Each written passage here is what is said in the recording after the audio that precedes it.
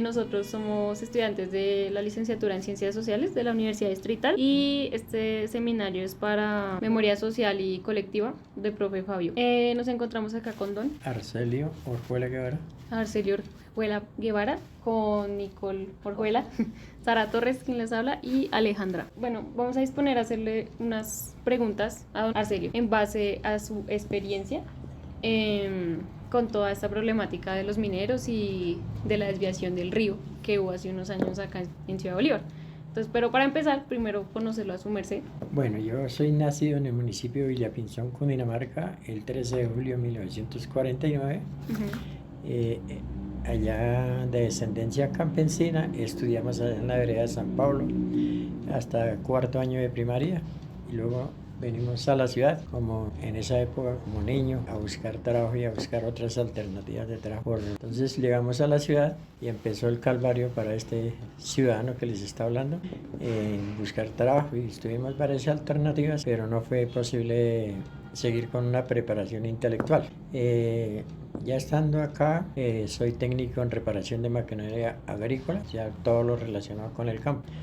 Y entonces fuimos a pedir trabajo a la empresa Cementos Samper S.A., filiales y subsidiarias del país. Estando allí, se avecinaba una convención de trabajo en la cual fui nombrado como fiscal de ese sindicato, uno de los sindicatos más poderosos del país, y permanecimos allí 5 años.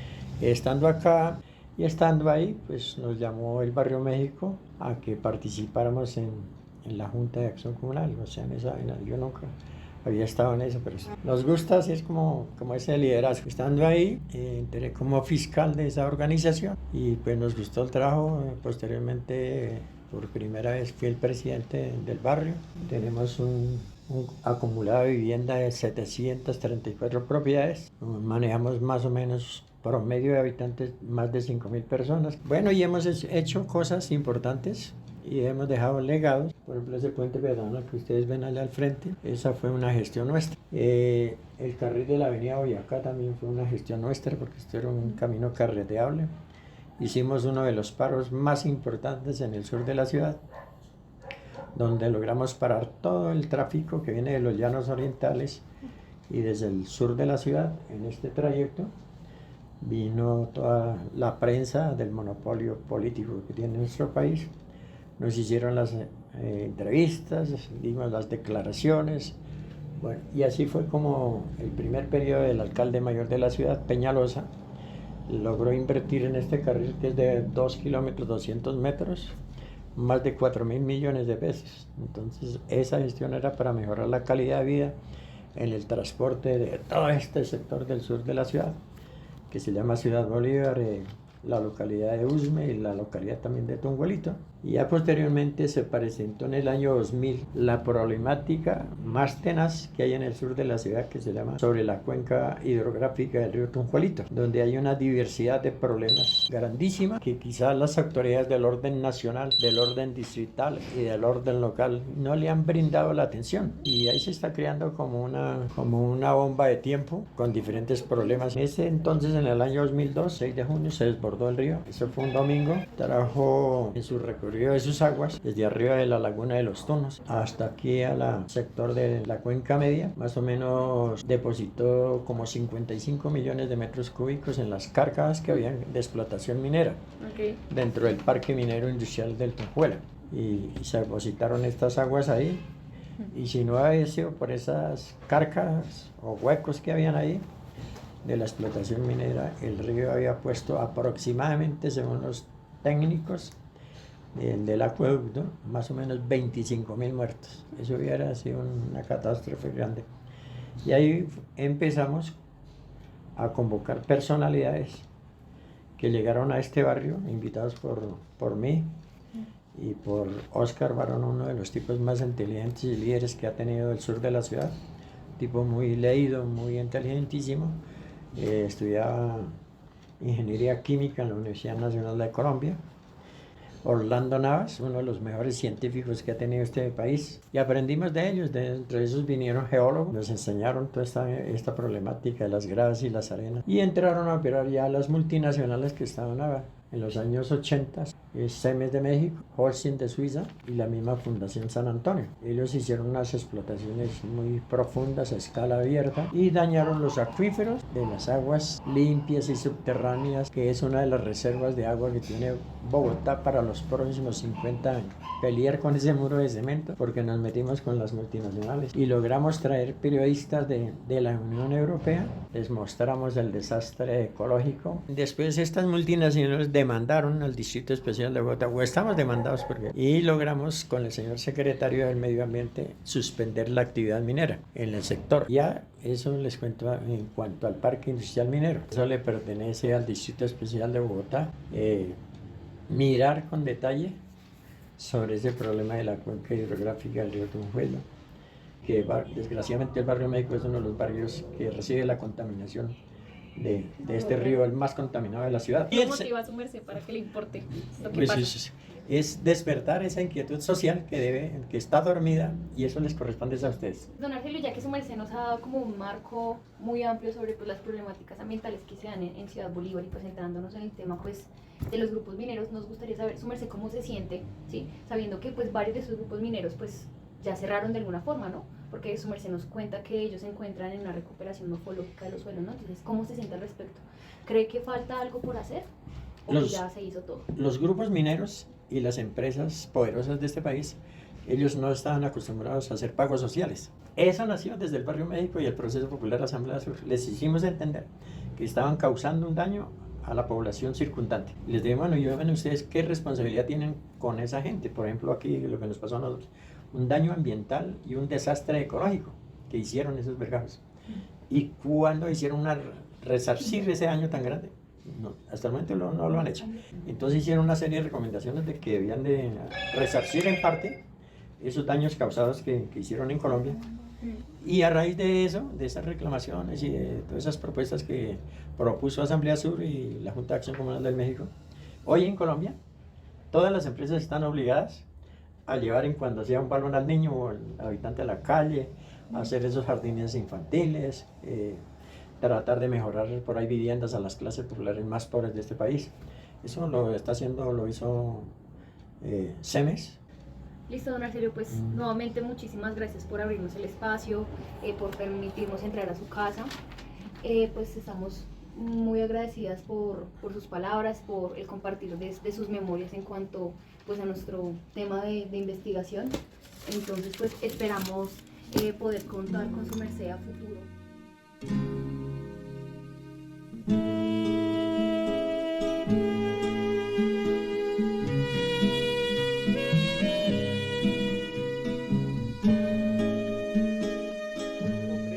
Camilo Medrano, yo hago parte de este espacio en el que hoy nos encontramos, que nosotros lo hemos llamado desde, digamos, desde que empezamos a trabajar aquí, de recuperar este espacio aquí en Techotiva, Unidad Agrocultura La Delita. Hemos considerado, digamos, que este nombre es pertinente porque es hacia donde queremos, digamos, que un espacio de agricultura en la ciudad, pues camine. Y es que no siempre, simplemente sea, como suele ser, pues una huerta urbana, y es que hayan algunas plantulitas que las trabajen algunas personas, pero que no se piense, digamos, el tema de la producción y la comercialización, el tema de los saberes alrededor de, por ejemplo, el aprovechamiento de residuos orgánicos, el tema de la custodia del intercambio de semilla, pero la formación alrededor de una cultura, digamos, de recuperación agraria, porque hay veces parecen estos ejercicios de agricultura urbana, pues que estamos aprendiendo todo de cero, ¿sí? Y no rescatamos esos saberes agrarios que hay en este país, sobre todo alrededor de las luchas que que se han gestado desde allí. Entonces este espacio comienza hace como unos 7 años y nosotros llegamos a este espacio por invitación de otros compañeros, pues cuando esto era un potrero, un espacio ahí baldío dejado, digamos, a su suerte. Y por el lugar en el que nos encontramos, es que está entre tres entidades, digamos, entre tres instituciones, pues estaba, digamos, a merced de los escombros, ¿sí? Del botadero de basura. Entonces en ese ejercicio se empezó a recuperar. Y pues al día de hoy tenemos una serie de árboles, sobre todo nativos, porque creemos que es importante propagarlos.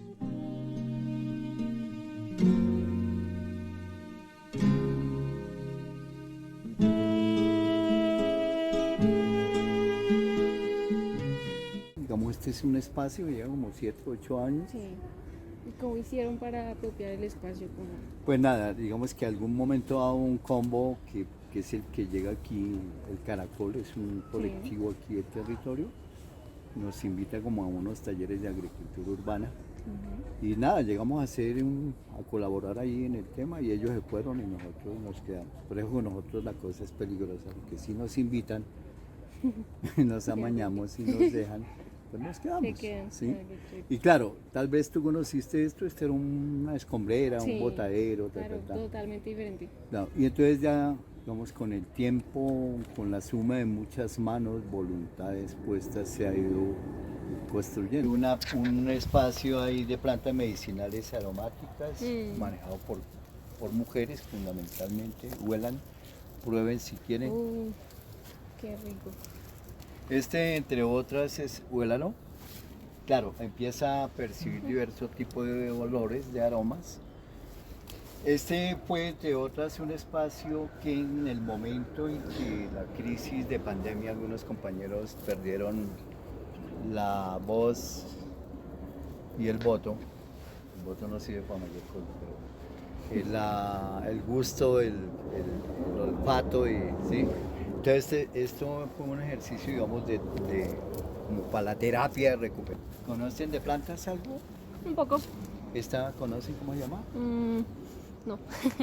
Esta es una borraja, es una borraja. planta Abejitas y muy, tales. muy melífera, como pueden darse cuenta, hay muchas abejas, ¿sí? Claro. Entonces todo el tiempo nos interesa que haya, porque las abejas son, ustedes lo saben, Fundamentales. ¿Tú, Merced, cómo ve la participación ciudadana en cuanto a estos espacios? baila. Baila. Ah, bueno, no, es que el problema es que aquí ya no, el concepto de participación ciudadana lo deberíamos asumir para otro tipo de cosas. Sí. No, aquí viene mucho, de hecho esto ha sido, Espere. comando, de hecho este espacio, como muchos otros espacios en los territorios, se han construido de la mano de las comunidades, es decir, lo ha hecho las comunidades a través de muchos ejercicios, mingas, encuentros, ¿sí? Entonces, digamos, ese tipo de escenarios que no se convierte en algo cerrado, algo, digamos, enmarcado dentro de una apuesta, es un ejercicio cotidiano de construcción social de las comunidades. Ya el tema de la llamada participación, eso es otra película, porque eso lo han ido planteando más como una participación en torno al tema de la gobernanza desde la institución y todo ese tipo de cosas. Y este es un espacio que es absolutamente clave en este juego estructural, y es el tema de las semillas, ¿sí? Aquí tenemos digamos, una pequeña muestra de lo que es algo que hemos venido llamando, que es el reservorio de semillas del territorio Techotiba. Porque en ese juego pues entendemos, digamos, que las semillas son fundamentales y estructurales en una pelea de los pueblos en torno al tema de la soberanía alimentaria. ¿Sí? Entonces, digamos, el cuidado, la protección, la defensa, la producción y propagación de semillas criollas y nativas es una tarea fundamental. En estos tiempos estamos de la mano ahí de la compañera Manuela y otra compañera, fundamentalmente como actualizando, si se quiere, la base de datos del reservorio. ¿De dónde vienen las semillas? De muchos territorios, ¿sí? Incluyendo Ciudad Bolívar, Usme, bueno, todo el territorio de la cuenca y geografías de otras partes de la geografía del país e incluso del planeta. Aquí hay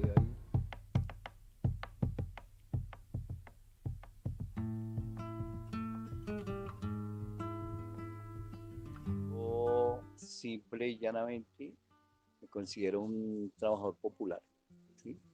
Alguien que fue aprendiendo en muchos escenarios, ¿sí? En lo académico, pero también en la construcción, en los barrios, en los cerros, en todas estas geografías, ¿no? Los últimos años un poco anclado en esta apuesta hacia el tema de la agroecología, me refiero refiero a los últimos años, hace 25, 30 años. Claro, no como algo puntual de lo que me dedique única y exclusivamente. Esto hace parte de toda una construcción que uno procura que sea integral, difícil llegar a ella, pero igual es ese juego. Nada. Específicamente, ¿cómo llegas a gestar, pues, tanto en lo personal como en lo colectivo, lo social, en la lucha que hacen sobre la cuenca media y baja o también alta, porque ustedes también estuvieron muy metidos en el tema del páramo y demás?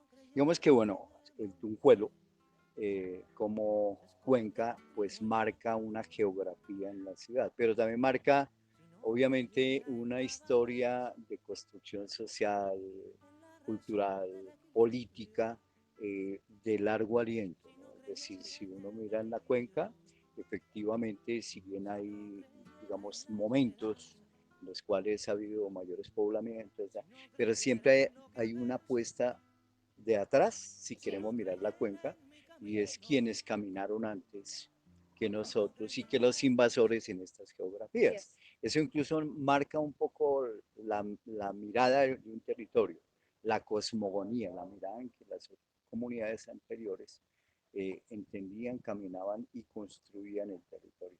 De hecho, la cuenca del Tunjuelo, el corredor del Tunjuelo, eh, desde las comunidades ancestrales se iba, y me refiero a la región del Tequendama, lo que hoy es Bosa, Soacha, Cibaté, y si se quiere un poco más hacia Mosquera, siempre ahí el Tunjuelo era un corredor hacia las lagunas sagradas de las comunidades ancestrales. Y estoy hablando del páramo de Sumapaz.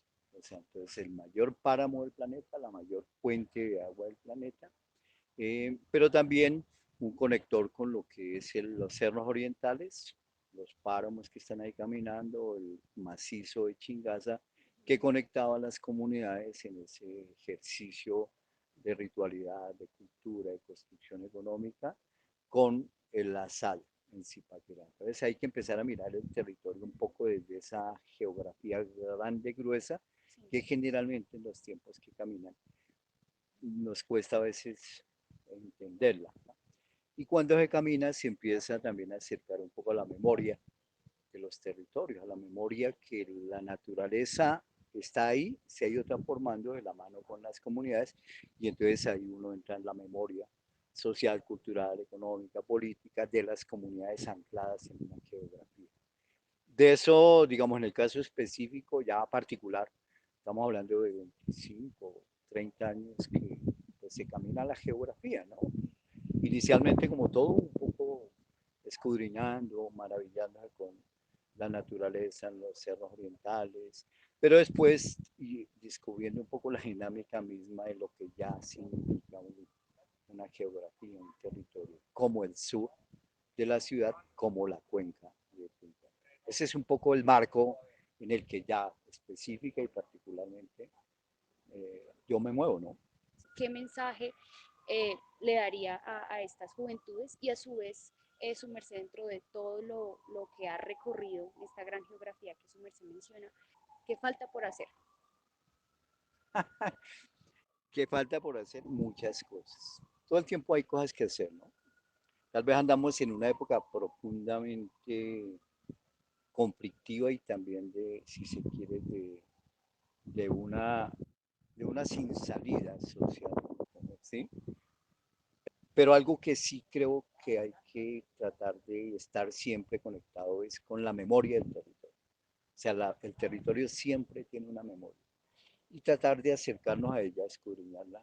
Ahí hay una clave para poder entender el hoy y el para dónde caminar hacia adelante. Es decir, generalmente, si no tenemos memoria, no solamente de la construcción social de las comunidades, sino de la naturaleza.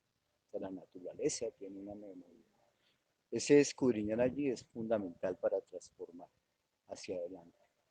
La academia juega ahí un papel importantísimo, pero esa academia atada y articulada en los ejercicios sociales, ¿sí? No una academia aislada y si se quiera ya puesta en el curubito de lo que llaman la intelectualidad, Sí. sino una academia viva, porque a la final, ¿qué es la academia sino la construcción de pensamiento, de posturas, de puestas en una época determinada. ¿Y de dónde es? O sea, si queremos hablar de una academia, de la universidad distrital que nos es tan cercana, o de la Nacho, de lo público, pues somos cotidianos, somos de estos territorios. Tenemos una ventaja que logramos llegar a la universidad.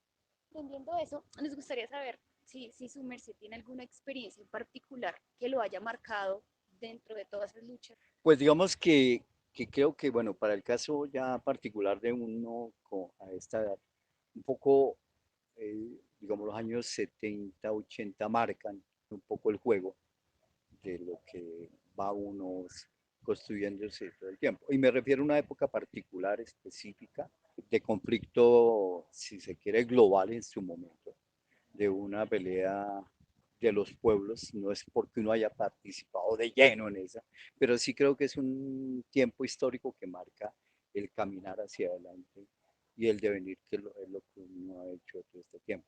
¿En algún momento su merced pensó en separarse del proceso o de estos procesos que se gestan? Yo creo que alguna vez a uno lo toca, lo inocula un bichito del caminar y no, pues nada. Digamos que no, yo nunca lo he considerado porque además tampoco es que uno sea la octava maravilla que cosa. No, nada. O sea, seguramente tiene uno más herramientas de reflexión, de puesta, pero no significa profundos liderazgos que uno marque. No, nada. Entonces, en ese sentido, no. El deber social también está tras la búsqueda de qué sociedades queremos, ¿no? De qué es estar bien. Si estar bien nos referimos a tener cosas, pues creemos que no, eso no es la apuesta. Entonces le pegamos hacia otros escenarios. El sur ha dado toda parte del material, de la riqueza para construir esta ciudad, desde el tema, por ejemplo, de la minería. ¿Sí? Y minería que también tiene unas escalas en el tiempo y en las dinámicas mismas, desde el pequeño minero, desde el artesanal, hasta efectivamente el daño sistemático que las transnacionales mineras han hecho a la geografía del territorio. ¿Sí? Ese urbanismo que camina todo el tiempo de manera brutal en la geografía y que deshumaniza lo humano, ¿cierto? Pero también como el río nuestro ha sido convertido en una cloaca por el poder, ¿sí?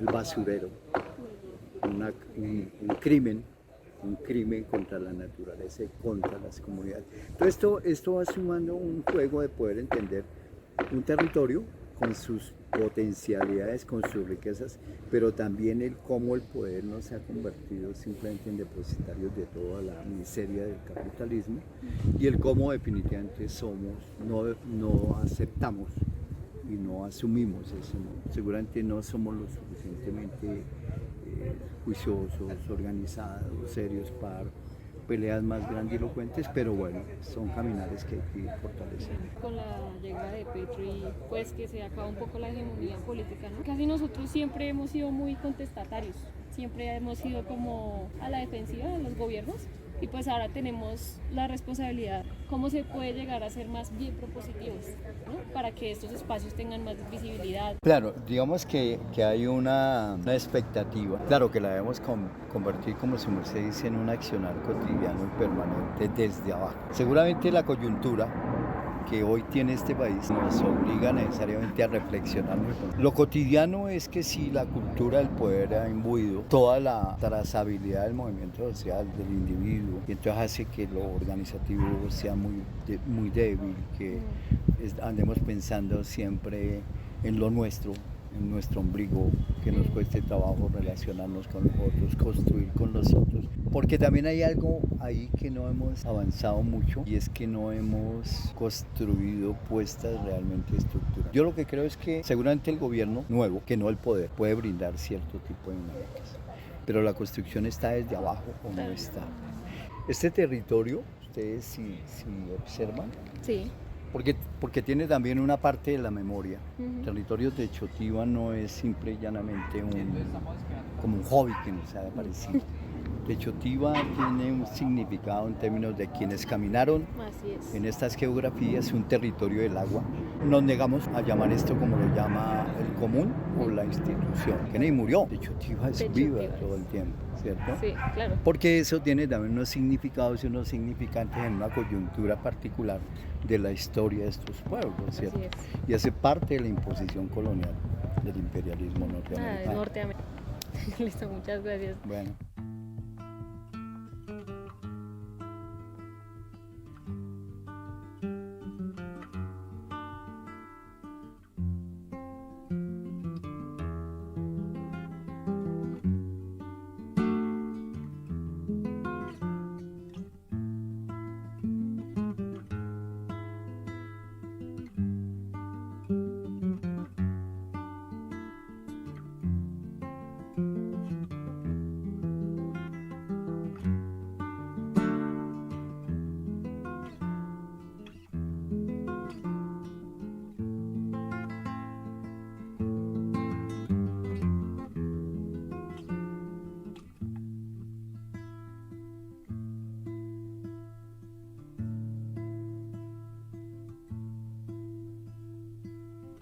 Si no creyera en la locura de la garganta del sinsonte, si no creyera que en el